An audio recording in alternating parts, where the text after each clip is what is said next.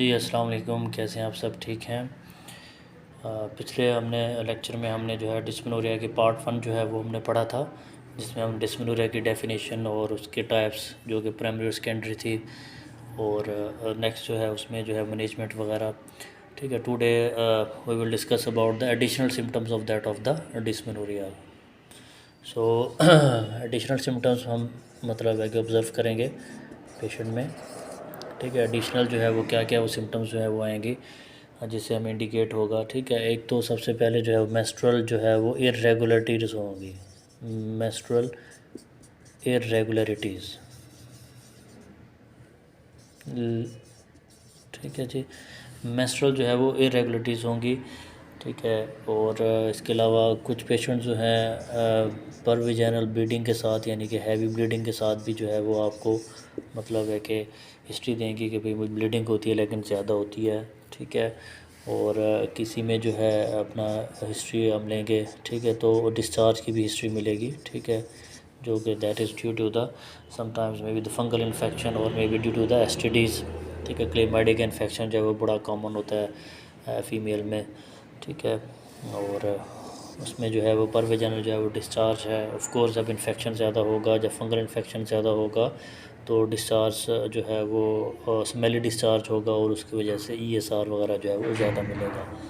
ठीक है, इसके अलावा इसमें जो है हिस्ट्री ऑफ जो है वो पेल्विक मास जो है वो भी मतलब है कि ऑब्ज़र्व मतलब है कि हमें मिलेगा। पेशेंट जो है वो कंप्लेंट करेगी कि मुझे ना हैवीनेस फ़ील होती है। ठीक है, पेशेंट कंप्लेंट करेगी मुझे जो लोअर एब्डोमेन है वहाँ पे हैवीनेस जो है वो फ़ील होती है। ठीक है, तो जब मतलब अल्ट्रासाउंड वगैरह करेंगे या फिर उसका एग्जामिनेशन करेंगे फ़िज़िकल, तो हम जो है वो पेल्विक मास जो है वो हम देखेंगे। ठीक है, इसके अलावा उससे हिस्ट्री लेंगे कि वो ख़ुद बताएगी पेशेंट के भाई मैं कंट्रासेप्टिव जो है वो मैंने डिवाइस रखी थी। ठीक है, वक्फे का मैंने जो है वो लोड वगैरह रखवाया था, सेफ़ लोड है, जैसे मैंने वो बताया सेफ़ लोड के नाम से आ रहा है। ठीक है, तो इसकी वजह से जो है वो हैवी मेंस्ट्रुएशंस भी होती हैं और डिस्मेनोरिया भी हो सकता है।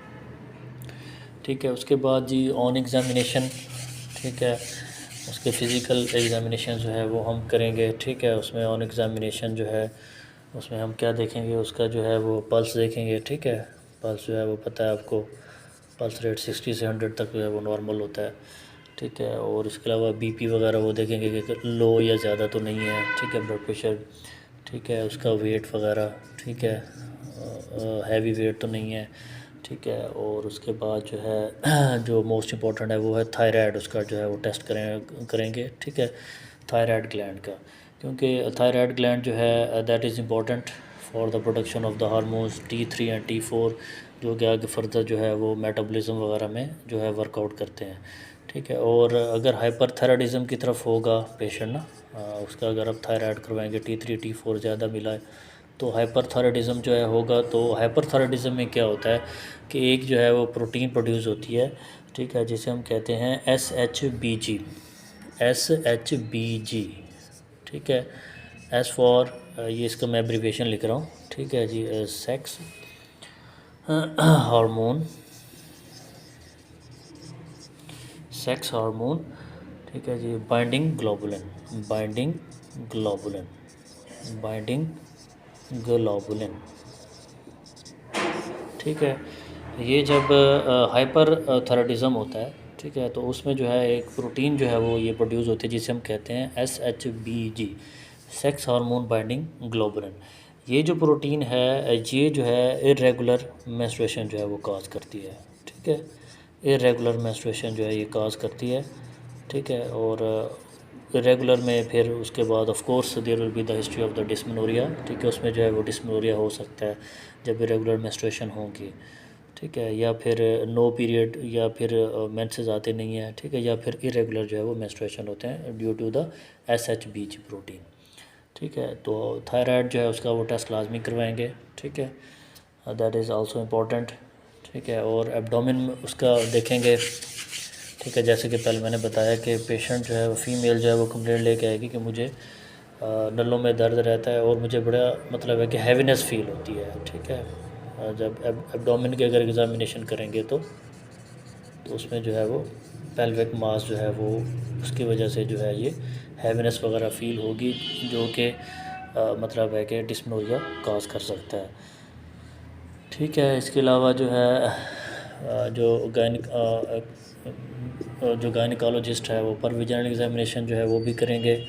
ठीक है, उसमें जो है वो देखेंगे कोई पॉलिप वगैरह तो नहीं। ठीक है, कोई इसके अलावा जैसे मैंने पहले बताया सर्वाइकल स्टीनोसिस वगैरह तो नहीं। ठीक है, स्टीनोसिस।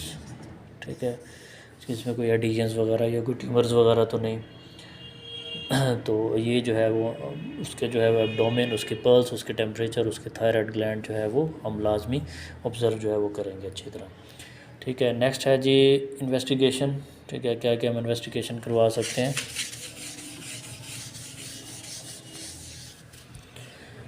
ये है जी इन्वेस्टिगेशन। ठीक है, बेस लाइन इन्वेस्टिगेशन है। ठीक है, जिसमें हम कंप्लीट ब्लड काउंट जो है वो करवाएंगे। ठीक है, उसमें हम देखेंगे ESR वगैरह जो है वो ज़्यादा होगा। ठीक है, और इसके अलावा कंप्लीट यूरिन एग्ज़ामिनेशन भी करवाएंगे, कंप्लीट यूरिन एग्ज़ामिनेशन भी करवाएंगे।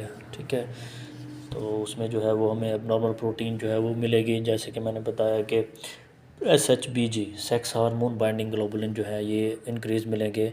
सो दैट दिल विल बी द इंडिकेशन कि उसके थायराइड में प्रॉब्लम है और उस थायराइड में प्रॉब्लम की वजह से ये डिस्मेनोरिया है। ठीक है, उसके बाद जो है अल्ट्रासाउंड जो है वो उसका ऑफ कोर्स करेंगे, उसमें देखेंगे कोई फेब्रॉइड वगैरह जिसे हम उर्फ़ आम रसोली कहते हैं वो तो नहीं है। ठीक है, रसोली जो है वो पता है आपको आधा किलो की होती है, पाव की भी होती है, 1 किलो की भी रसोली होती है। ठीक है, जो कि फ़ीमेल में जो है वो मेंस्ट्रुअल इरेगुलरिटीज़ की वजह से भी या हार्मोनल इम्बैलेंस की वजह से जो है वो फेब्रॉइड जो है वो बनता है।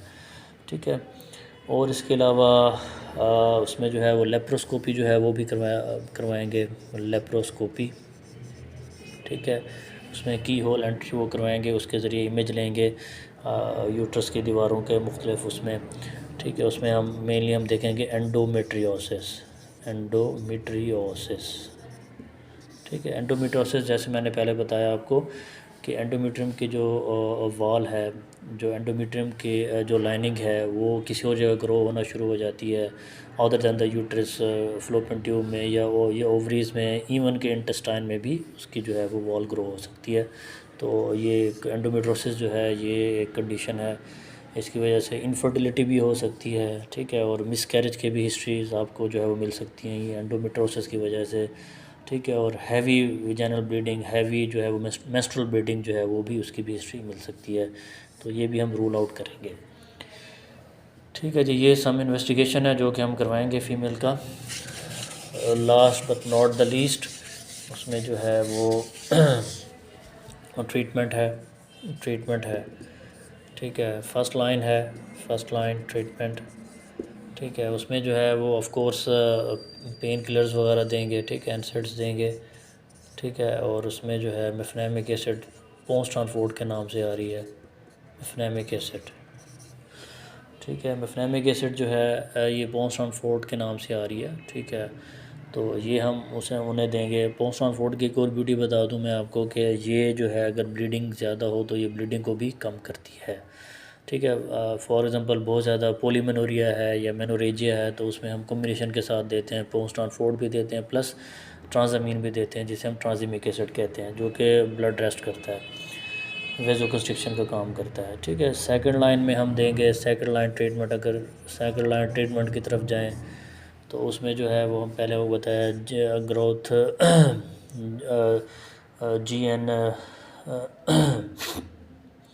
GnRH जो है वो देंगे हम। ठीक है, और इसके अलावा जो है अपना डायनाजोल एक आ रही है टेबलेट, जो मैंने पहले पिछले लेक्चर में बताया आपको। ठीक है, और 3 से 6 मंथ्स जो है ये हार्मोन्स होते हैं, ये देने पड़ते हैं 3 to 6 मंथ्स। ठीक है, उसमें जो है ये फिर मतलब है कवर हो जाता है। ठीक है, इसके अलावा थर्ड लाइन ट्रीटमेंट में हम now moving towards the third line treatment. Third line में हम कैल्शियम चैनल ब्लॉकर देंगे, कैल्शियम चैनल ब्लॉकर, जिसमें निफिडीपिन जो है निफिडीपिन इसका जो है वो रोल है। ठीक है, ये 20 mg में भी आ रही है और 40 mg में भी आ रही है। ठीक है, तो निफिडिपिन जो कैल्शियम चैनल ब्लॉकर है या एम्लोडापिन बेसिलेट है, ये कैल्शियम चैनल ब्लॉकर्स हैं, एंटी हाइपरटेंसिव मेडिसिन में आते हैं, लेकिन हम इसमें भी दे सकते हैं, ठीक है, क्योंकि calcium channel blocker can reduce the intensity of the uterine contraction, ठीक है। और उसके बाद अगर ये काम नहीं करती पूरी ट्रीटमेंट, तो फिर हम सर्जिकल की तरफ जाते हैं, ठीक है ना, सर्जिकल ट्रीटमेंट की तरफ जाते हैं, ठीक है। सर्जिकल ट्रीटमेंट में DNC करते हैं अगर कोई एडिशंस है, डायलिटेशन एंड क्यूरेटॉज, ठीक है। और दूसरे नंबर पे जो है अगर नहीं क्योर हो रहा तो प्री सैक्रल न्यूरेक्टमी करते हैं, ठीक है। सैक्रल जो प्लेक्सेस हैं उससे प्री सैक्रल प्लेक्सेस होते हैं, उनको जो है वो सर्जिकली रिमूव करते हैं, क्योंकि ये सैक्रल प्लेक्सेस जो हैं ये पेन की सेंसेशन लेके जाते हैं फ्रॉम यूट्रस टू ब्रेन, ठीक है। जब ये हम इनकी न्यूरेक्टमी कर देंगे तो यूट्रस की जो सेंसेशन है, ठीक है, वो नहीं जाएगी ब्रेन की तरफ और डिस्मेनोरिया जो है वो फील नहीं होगा। So that was all about the dysmenorrhea. Any question and query you can ask, and subscribe my YouTube channel and also like the Facebook page. Thank you so much. मिलते हैं इंशाल्लाह next किसी और topic पे gynaecology के। तब तक अपना ख्याल रखिए। अल्लाह हाफिज़।